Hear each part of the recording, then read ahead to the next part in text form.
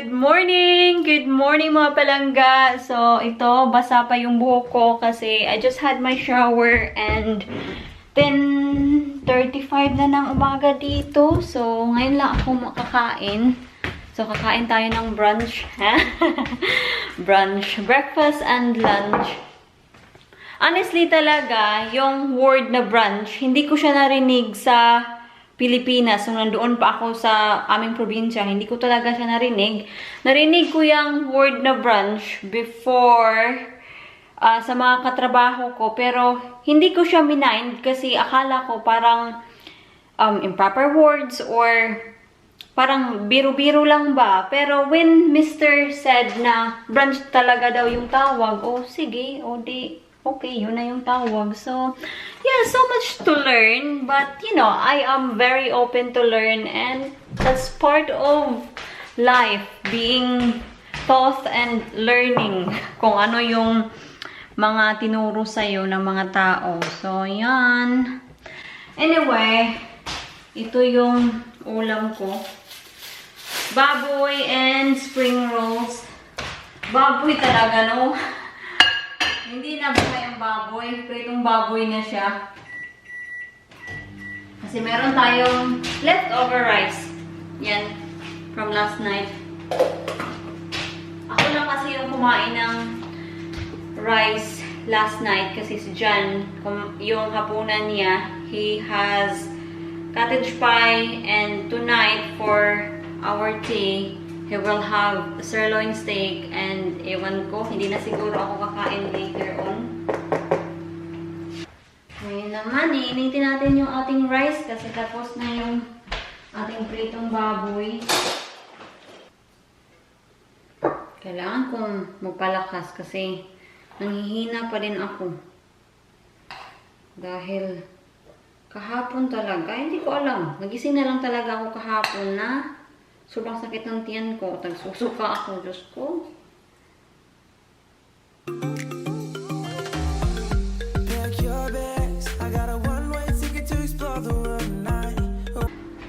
Papasensya nyo na talaga yung buhok ko.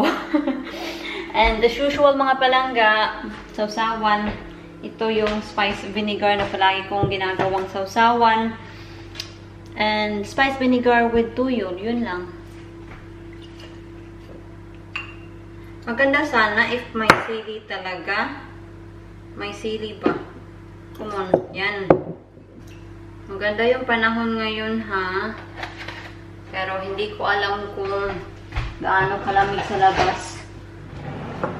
Kasi yun na nga, kahit na may araw, minsan talaga malamig pa din kasi yung hangin malamig. Mainit na yung rice natin. So, anyway mga palangga, kakain muna ako ha. And, hindi ko talaga alam kung ano yung gagawin natin ngayon. Pero, bahala na si Batman. Vlog lang tayo. Kahit walang ganap. So, pagpasensyahan nyo na talaga. Nakalimutan ko na lang magsampay mga palangga. 2 o'clock na dito. At ngayon na ako magsasampay. Kanina, nang kumakain ako, naalala ko siya. So, sabi ko, pagkatapos na lang. So, ayun, pagkatapos ng kumain, nawala na siya sa isip ko. Nag-computer ulit ako and ngayon ko lang naalala. I hope matutuyo pa. Diyan muna kayo mga palangga ha. Magsasampay lang muna ako.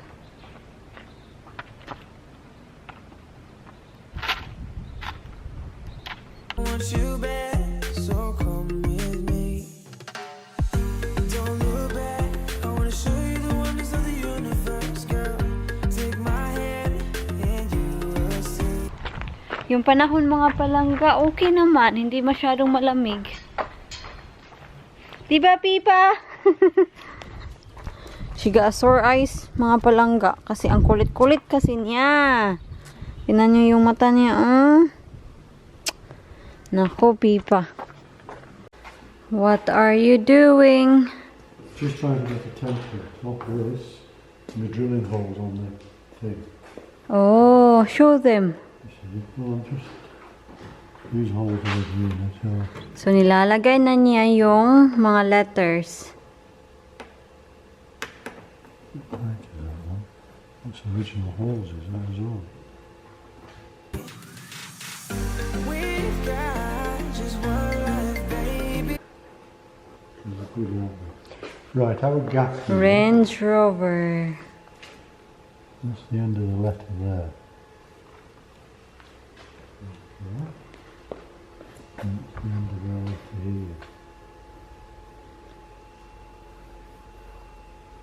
Why you're taking them off again?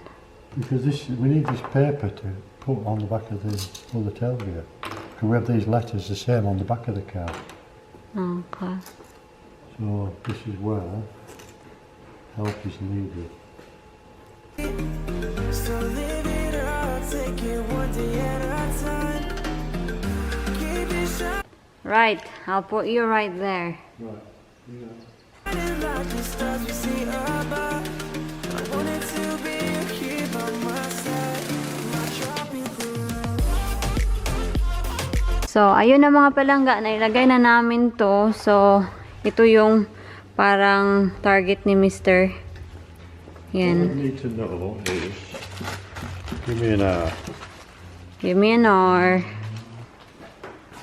So, ito na mga palangga. Dinidrill na ni Mr.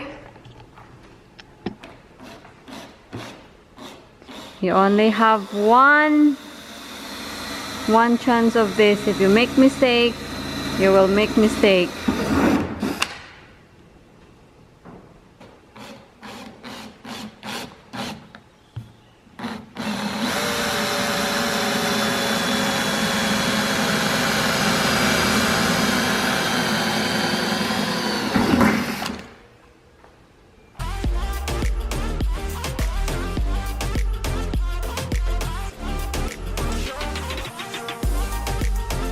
Range Rover.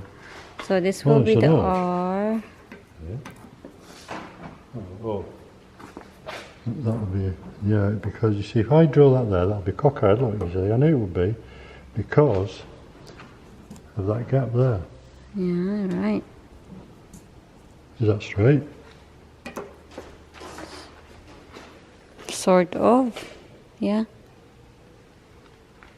Ah, it's straight if No, you. they'll have some plastic inserts Yeah. to go in. Yeah, they'll go straight up. Yeah, they will straight. Yeah. That's straight, isn't it? That's Range Rover over V. the, Hang on, V before you start V, V. that's just, that should be, okay. Yeah, Yeah. they're straight. Yeah. Just watch you don't fall out. Over. I put RAN before. Yeah, so that it will, we run can. over. Huh? You could put RAN. Yeah, run over. That is right, run over.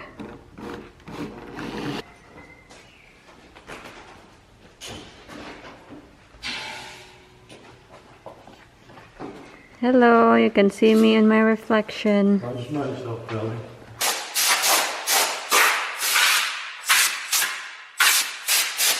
Right, I put letters in now, see if it looks okay. It will be adjustable slightly. Because,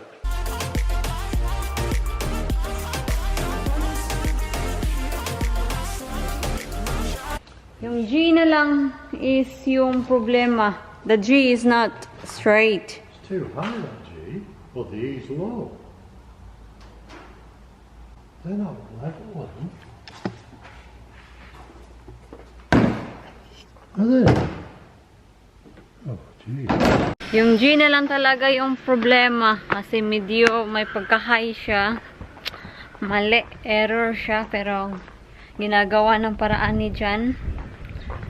Bibisitahin ko lang yung ating grapes ulit kasi yun na nga, nakita nyo naman na yung dahon ng ating grapes patay na patay talaga siya. So I hope makaka-recover yung grapes natin. Ang ginaw ng hangin. Mas lalong gumiginaw pag walang araw kasi kanina may araw kanina pero yung araw mainit siya. Kaya it wasn't too bad. Kawawa yung grapes natin ba.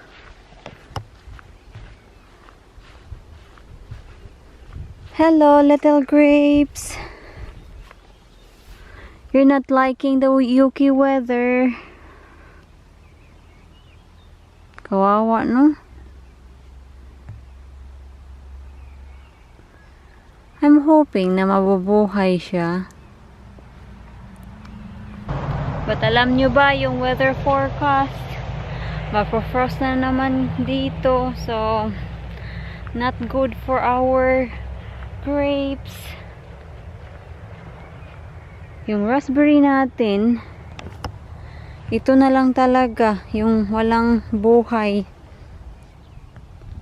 What do you think mga palangga? Patay or buhay? Itong pang-apat, yan. It took a while na mag-ano siya, parang mag-sprout siya ba, na may bunga, may bagong stem sa kanya. So, I don't know. This one might be shy. So, we just never know. Gusto kong tingnan sa ilalim kung buhay ba siya or patay, pero wag na natin pakialaman kasi baka magtampo. Yung onion natin, it's looking happy naman. Hindi naman siya naapektuhan sa frost, which is, I'm glad. Yung strawberry natin, yan right, we'll see how he's going on. Have you managed to do it? I don't know if it ends up so high. Unless it's high on that bonnet. I don't know, sweetheart. I really don't know. Look, the different height. Yeah, honey, but if you notice, the O as well is slightly smaller. They're the same. Yeah, that's what I'm saying. So it's probably, that's it. That's a It is distinctive. right. Yeah, it's The distinctive style of it.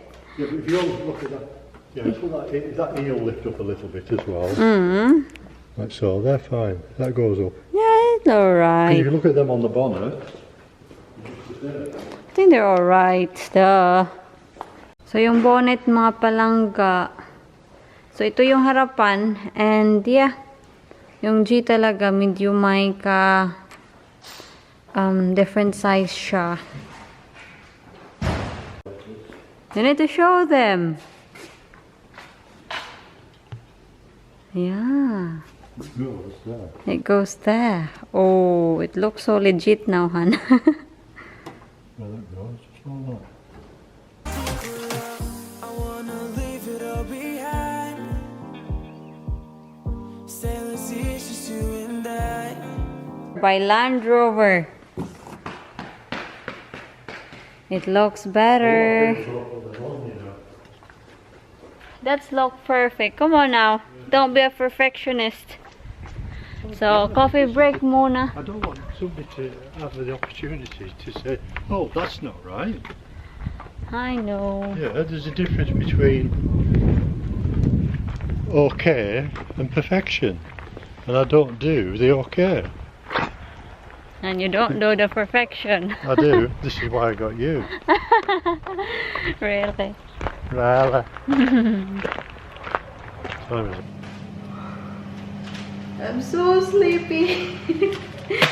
So anyway, tea time na dito, and I think mga palangga tomorrow wala tayong vlog kasi wala talagang ganap, and wala, hindi na lang ako nag-vlog kasi yun na nga, walang ganap.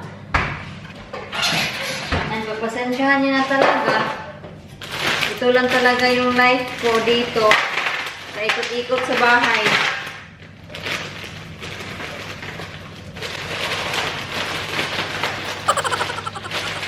Oh my God!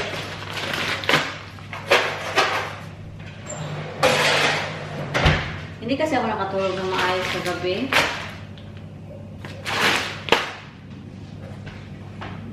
Kasi si Pika, nagbabark na lang siya ng nagbabark. Merong customer mga palangga. Pwede na kaming tumatanggap ng mga order ng mga customer kasi yung trailer kasi namin pwede siyang gawin in advance pero we cannot sell the trailer to the customer without testing for the health and safety ba. So, nag-open na yung company na nagtitest sa trailer namin. So, we're allowed to take orders and pwede na kaming tanggap ng customer, pero yun na nga, social distancing pa din. So, resume na si Mr. sa work niya. Hindi pa talaga like completely resume, but at least it's going. So, si Mr., nabanggit ko ba kung ano yung hapunan ni Mr.? So, he will have steak, peas, tomatoes, and fries. Yun lang. So, malapit na maluto yung hapunan ni Mr. I didn't want them, please. Oops, no, not yet! So, ito yung tea ni Mr. Yan. Yan, mga palangga. There you go, Mr. Thank you. Hope you enjoy. So, the time here, mga palangga, is 8 o'clock now in the evening. And tingnan nyo, sobrang maliwanag pa sa labas. Anyway, I have a pair. Kasi nung nagpa-deliver ako sa Tesco and bumili ako ng pair para sa mama ni John, nag-iwan ako ng isa kasi ako talaga hindi ko natatry yung pear na fresh. Nakatry na ako or nakakain na ako ng pear pero in can. Hindi ko pa natatry kumain ng pear na ganito lang. So, John will show me how to eat a pear. So much to learn. No, it's not a case of you can just eat it as if you're going to eat an apple. I'm scared. No, you need to eat half of this. We're going to cut it. Okay. We need to wash it first. That's all we have to do is wash. Well, I washed it before. Well, it doesn't need washing again, then, does it? Right. Show them. Well, no, what I do to see if they're going to be, if they're ready for ripening is get this, you pull that. When they do that, there's a good chance they've sweetened up a bit. Do they have a big seeds? Yeah. No? What are they? Oh, There's your seeds there. it's like an apple. Yeah. Akala ko, I was expecting that they have a big seeds, like an avocado. No. Yeah, I was really thinking that there's a No, big it's seed. just like an apple. That's a bit. Do you eat the skin? Can do, yeah. Oh. No. I know, John, sometimes he's playing. No, No, I know what you. I know your game. I know you now. You But- always pretend that if the food is not good, you always like, oh. No, it's actually nice, actually. I need to try, just a little. It's nice.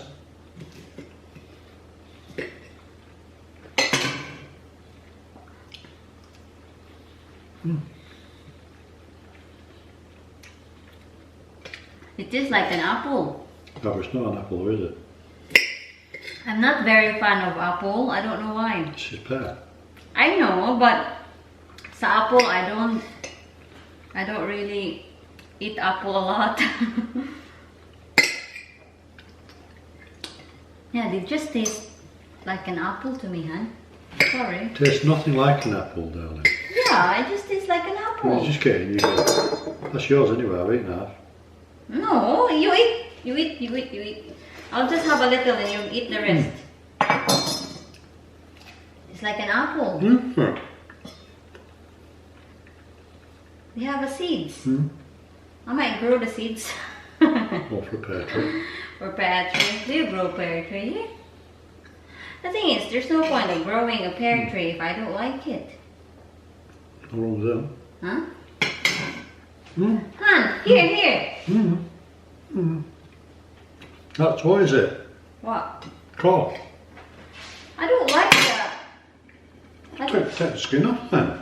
I don't like the skin. You just slice it off, darling. No, it's alright. I'll eat it.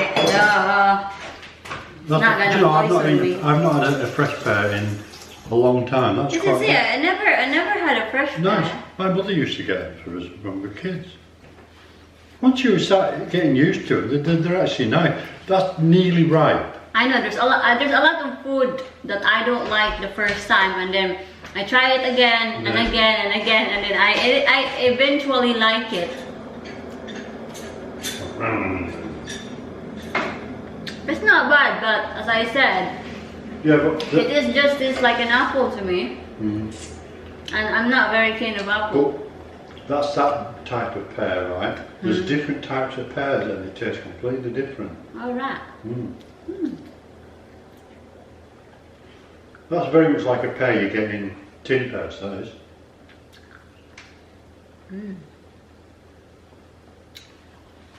Very refreshing. Yeah, they're nice. But the trouble is when you first buy them, they're so hard, you see. I don't like hard pears. That's why I had to leave them for a week or two. So that's my pears. So that's my first ever fresh pear. So you're not judging pear anymore. Don't say that to the camera. I don't mean that in a sexual way. I said a pear anymore. You've now had one. A pear, that is.